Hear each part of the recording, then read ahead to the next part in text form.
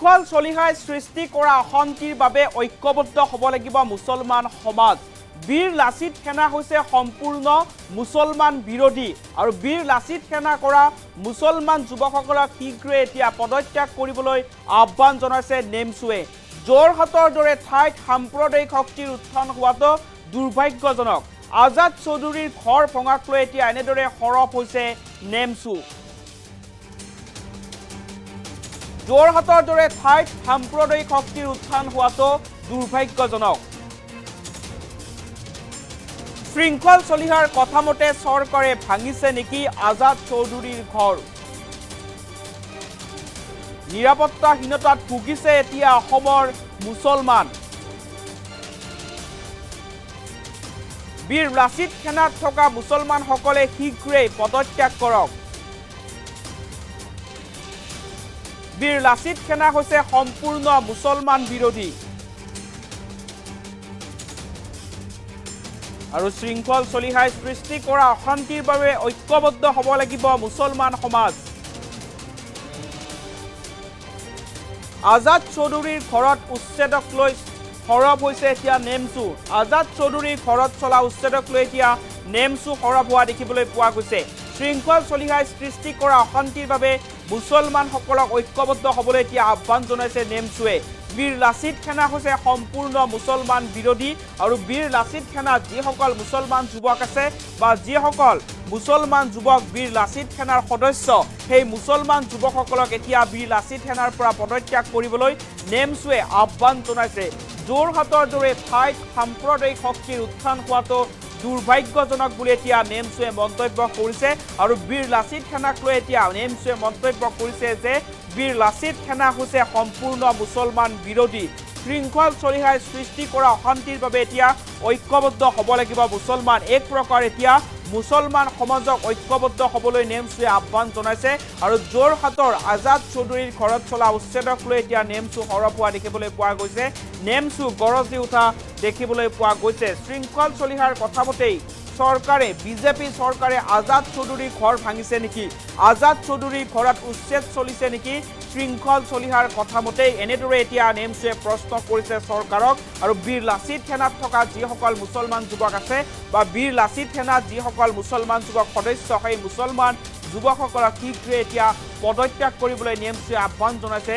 বীৰ লাচিত সেনা হৈছে সম্পূৰ্ণ মুছলমান বিৰোধী, গতিকে মুছলমান বিৰোধী বীৰ লাচিত সেনাত থকা মুছলমান যুৱকসকলে শীঘ্ৰে পদত্যাগ কৰক আৰু শৃংখল চলিহাই সৃষ্টি কৰা অশান্তিৰ বাবে এতিয়া মুছলমান সমাজক ঐক্যবদ্ধ হ'বলৈ এতিয়া নেমচুৰ তৰফৰ পৰা আহ্বান জনোৱা হৈছে। এক প্ৰকাৰ এতিয়া নেমচুৱে গৰজি উঠা দেখিবলৈ পোৱা গৈছে।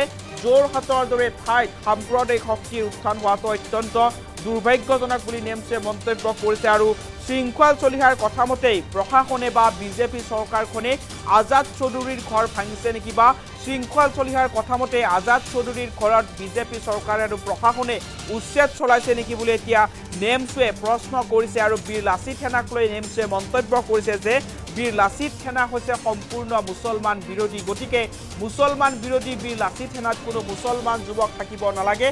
যিসকল মুছলমান যুৱকে বীৰ লাচিত সেনা কৰে বা বীৰ লাচিত সেনাৰ সদস্য, সেই মুছলমান যুৱকসকলক শীঘ্ৰে এতিয়া লাচিত সেনাৰ পৰা পদত্যাগ কৰিবলৈ এতিয়া নেমচুৰ তৰফৰ পৰা আহ্বান জনোৱা হৈছে আৰু শৃংখল চলিহাই সৃষ্টি কৰা অশান্তিৰ বাবে এতিয়া মুছলমান সমাজক ঐক্যবদ্ধ হ'বলৈ এতিয়া নেমচুৱে আহ্বান জনাইছে।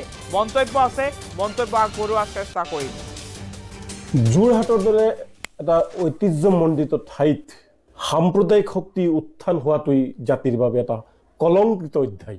শৃংখল চলিহাৰ কথামতে মুখ্যমন্ত্ৰী ডাঙৰীয়াই তেওঁলোক দুইজনে মিলি যি আজাদ চৌধুৰীৰ ঘৰ বাৰী ভাঙিলে, বুলডোজাৰ চলাই তছ নছ কৰি দিলে, এই আমি নেমচুৰ ফালৰ পৰা তীব্ৰভাৱে গৰিহণা দিছোঁ আৰু ধিক্কাৰ দিছোঁ। আজি মুছলমানসকলক বিজেপি চৰকাৰখনে চৌদিশে আগৰি ধৰিছে, ধৰি ধৰি গিলিব বিচাৰিছে।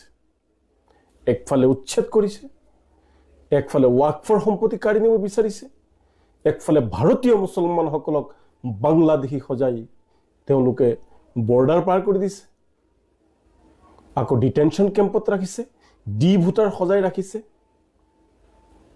বৰ দুৰ্ভাগ্যৰ কথা যে ভাৰতৰ মুছলমানসকল অসমৰ মুছলমানসকল এতিয়া সুৰক্ষিত নহয়, নিৰাপত্তাহীনতাত ভুগি আছে।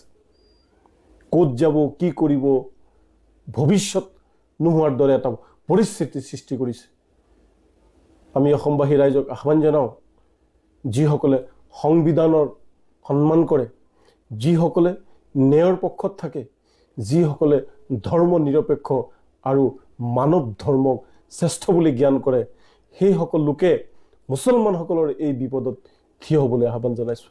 আপোনালোকে চাওক যে মানুহৰ যিসকলৰ ঘৰ উচ্ছেদ কৰা হ'ল, আজাদ চৌধুৰীৰ ঘৰ উচ্ছেদ কৰা হ'ল, আজাদ চৌধুৰীৰ পৰিয়ালে কান্দি আছে, বৃদ্ধই কান্দিছে, শিশুই কান্দিছে, আৰু কোনোবাই এইফালে ফটকা ফুটাই আছে, আতচবাজি ফুটাই নাচি আছে, কোনোবাই মতলীয়া হৈ আছে।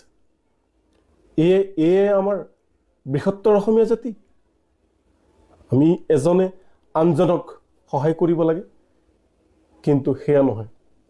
আমি মিয়াৰ ঘৰ উচ্ছেদ কৰি, মুছলমানৰ ঘৰ উচ্ছেদ কৰি আমি শান্তি পাওঁ, আমি ফটকা ফুটাওঁ, আমি মুছলমান শ্ৰমিকক মাৰপিট কৰি আমি আনন্দ লওঁ, এয়াই নেকি? গতিকে বৰ্তমান সুৰক্ষিত নহয়। আৰু এটা কথা আহ্বান জনাওঁ, যিসকল মুছলমান লোকে এই বীৰ লাচিত থানা নামৰ সংগঠনটো কৰি আছে, তেওঁলোকে এই সংগঠনটো কৰিব নালাগে, কাৰণ এই সংগঠনটো মুছলমান বিৰোধী সংগঠন। গতিকে ৰাইজ আহক, আমি সাম্প্ৰদায়িক শক্তিৰ বিৰুদ্ধে, অন্যায়ৰ বিৰুদ্ধে, দুৰ্নীতিৰ বিৰুদ্ধে আমি ঐক্যবদ্ধ হওঁ। শৃংখল চলিহা অসমৰ মুখ্যমন্ত্ৰীকে আৰম্ভ কৰি বিভিন্নজনে অসমত এটা অশান্তিৰ পৰিৱেশ সৃষ্টি কৰিব বিচাৰিছে। গতিকে এই অশান্তিৰ বিৰুদ্ধে আমি ঐক্যবদ্ধ হৈ আমি মাত মাতিব লাগিব। ইয়াত আমি শুদ্ধ গণতন্ত্ৰ প্ৰতিষ্ঠা কৰিব লাগিব, আমি ন্যায়ৰ বাবে আমি যুঁজিব লাগিব, মানুহৰ বাবে যুঁজিব লাগিব, মানৱতাৰ বাবে আমি যুঁজিব লাগিব। আমি হিন্দু মুছলিম কোনো নকৰোঁ, একমাত্ৰ মানুহৰ কাৰণে আমি যুঁজিম, মানৱ জাতিৰ কল্যাণ আৰু মংগলৰ কাৰণে আমি যুঁজিম। আমি সাম্প্ৰদায়িক শক্তিক উখালি দিম, আমি সাম্প্ৰদায়িক শক্তিক ব্ৰহ্মপুত্ৰ নদীত আমি পেলাই দিব লাগিব, অন্যথা আমাৰ শান্তি নহ'ব। যোৰহাটৰ দৰে এটা ঐতিহ্যমণ্ডিত ঠাইত সাম্প্ৰদায়িক শক্তি উত্থান হোৱাটোৱেই জাতিৰ বাবে এটা কলংকিত অধ্যায়। শৃংখল চলিহাৰ কথা মতে মুখ্যমন্ত্ৰী ডাঙৰীয়াই তেওঁলোক দুইজনে মিলি যি আজাদ চৌধুৰীৰ ঘৰ বাৰী ভাঙিলে, বুলডোজাৰ চলাই তছ নছ কৰি দিলে, এয়া আমি নেমছৰ ফালৰ পৰা তীব্ৰভাৱে গৰিহণা দিছোঁ আৰু ধিক্কাৰ দিছোঁ। আজি মুছলমানসকলক বিজেপি চৰকাৰখনে চৌদিশে আগৰি ধৰিছে, ধৰি গিলিব বিচাৰিছে। একফালে উচ্ছেদ কৰিছে, একফালে ৱাকফৰ সম্পত্তি কাঢ়ি নিব বিচাৰিছে, একফালে ভাৰতীয় মুছলমানসকলক বাংলাদেশী সজাই তেওঁলোকে বৰ্ডাৰ পাৰ কৰি দিছে, আকৌ ডিটেনশ্যন কেম্পত ৰাখিছে, ভোটাৰ সজাই ৰাখিছে। বৰ দুৰ্ভাগ্যৰ কথা যে ভাৰতৰ মুছলমানসকল, অসমৰ মুছলমানসকল এতিয়া সুৰক্ষিত নহয়, নিৰাপত্তাহীনতাত ভুগি আছে। ক'ত যাব, কি কৰিব, ভৱিষ্যত নোহোৱাৰ দৰে এটা পৰিস্থিতিৰ সৃষ্টি কৰিছে। আমি অসমবাসী ৰাইজক আহ্বান জনাওঁ, যিসকলে সংবিধানৰ সন্মান কৰে, যিসকলে ন্যায়ৰ পক্ষত থাকে, যিসকলে ধৰ্ম নিৰপেক্ষ আৰু মানৱ ধৰ্মক শ্ৰেষ্ঠ বুলি জ্ঞান কৰে, সেইসকল লোকে মুছলমানসকলৰ এই বিপদত থিয় হ'বলৈ আহ্বান জনাইছোঁ। আপোনালোকে চাওক যে মানুহৰ যিসকলৰ ঘৰ উচ্ছেদ কৰা হ'ল, আজাদ চৌধুৰীৰ ঘৰ উচ্ছেদ কৰা হ'ল, আজাদ চৌধুৰীৰ পৰিয়ালে কান্দি আছে, বৃদ্ধই কান্দিছে, শিশুই কান্দিছে, আৰু কোনোবাই এইফালে ফটকা ফুটাই আছে, আতচবাজি ফুটাই নাচি আছে, কোনোবাই মতলীয়া হৈ আছে। এয়ে আমাৰ বৃহত্তৰ অসমীয়া জাতি। আমি এজনে আনজনক সহায় কৰিব লাগে, কিন্তু সেয়া নহয়। আমি মিয়াৰ ঘৰ উচ্ছেদ কৰি, মুছলমানৰ ঘৰ উচ্ছেদ কৰি আমি শান্তি পাওঁ, আমি ফটকা ফুটাওঁ, আমি মুছলমান শ্ৰমিকক মাৰপিট কৰি আমি আনন্দ লওঁ, এয়াই নেকি? গতিকে বৰ্তমান সুৰক্ষিত নহয়। আৰু এটা কথা আহ্বান জনাওঁ, যিসকল মুছলমান লোকে এই বীৰ লাচিত থানা নামৰ সংগঠনটো কৰি আছে, তেওঁলোকে এই সংগঠনটো কৰিব নালাগে, কাৰণ এই সংগঠনটো মুছলমান বিৰোধী সংগঠন। গতিকে ৰাইজ আহক আমি সাম্প্ৰদায়িক শক্তিৰ বিৰুদ্ধে, অন্যায়ৰ বিৰুদ্ধে, দুৰ্নীতিৰ বিৰুদ্ধে আমি ঐক্যবদ্ধ হওঁ। শৃংখল চলিহা অসমৰ মুখ্যমন্ত্ৰীকে আৰম্ভ কৰি বিভিন্নজনে অসমত এটা অশান্তিৰ পৰিৱেশ সৃষ্টি কৰিব বিচাৰিছে। গতিকে এই অশান্তিৰ বিৰুদ্ধে আমি ঐক্যবদ্ধ হৈ আমি মাত মাতিব লাগিব। ইয়াত আমি শুদ্ধ গণতন্ত্ৰ প্ৰতিষ্ঠা কৰিব লাগিব। আমি ন্যায়ৰ বাবে আমি যুঁজিব লাগিব, মানুহৰ বাবে যুঁজিব লাগিব, মানৱতাৰ বাবে আমি যুঁজিব লাগিব। আমি হিন্দু মুছলিম কোনো নকৰোঁ, একমাত্ৰ মানুহৰ কাৰণে আমি যুঁজিম, মানৱ জাতিৰ কল্যাণ আৰু মংগলৰ কাৰণে আমি যুঁজিম। আমি সাম্প্ৰদায়িক শক্তিক উখালি দিম। আমি সাম্প্ৰদায়িক শক্তিক ব্ৰহ্মপুত্ৰ নদীত আমি পেলাই দিব লাগিব, অন্যথা